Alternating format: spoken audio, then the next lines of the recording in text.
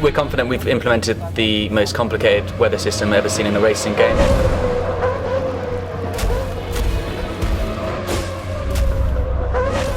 We've got basically three key components that make up the weather system. There's the visual effects, so in the dry it's the iconic heat haze, in the wet it's the visual effects on the camera, on the cars themselves, the rain on the track, the puddles, the surface reflections, the rooster tails, the kick-up spray from the tyres.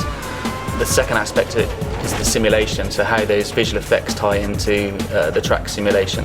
So in the dry, for example, we're going to start off with a green track, so it basically got no grip levels, and as the sessions evolve, the grip levels build up, so your lap times get faster. Marbles form offline, so if you get off the racing line, it's very, very slippy and treacherous out there, and you can also sort of blister and damage your tyres. On the flip side, in the rain, the marbles actually wash away, and the track surface actually knows how wet it is. So this gives us a very interesting angle from the gameplay point of view. You need to have the correct tyres on. The different tyres have got different levels of grip, different operating temperatures, different tyre compounds, disperse different levels of water. So the third part of the weather system is actually the effect it has on the gameplay. So we've got the visuals, we've got the simulation, and now how does it actually tie into the car handling?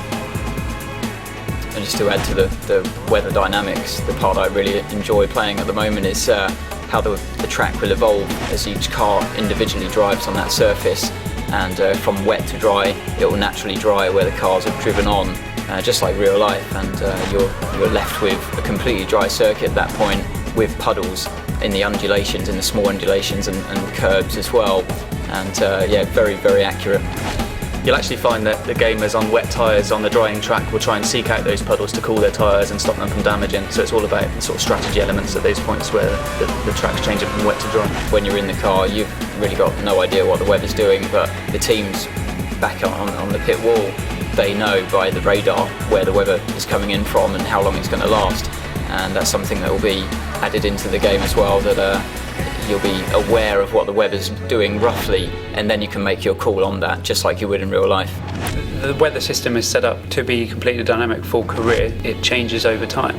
So you go to Spa, a typically very unpredictable track. You need to be prepared to alter your car balance as the race weekend progresses, so that when you're heading towards that Sunday race day, you think you've got a car set up that is going to be balanced for the predicted weather conditions. So players can be going along outside the points, and maybe they make a gamble, the clouds come in, the sky's darken, and maybe you preempt that the rain's going to come there and you change your tyres early, or vice versa, it's raining, it's beginning to dry, and you take a gamble maybe a lap too early that you're going to switch onto the dry tyres or the intermediate compound, and we're really going to get those sort of grey windows, and the player choice is going to be critical at those stages.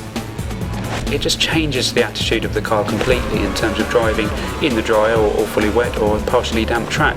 It brings that new element of launching a multiplayer game with Monaco in a heavy downpour, or Monaco in the sun, or Monaco when the rain just starts coming down.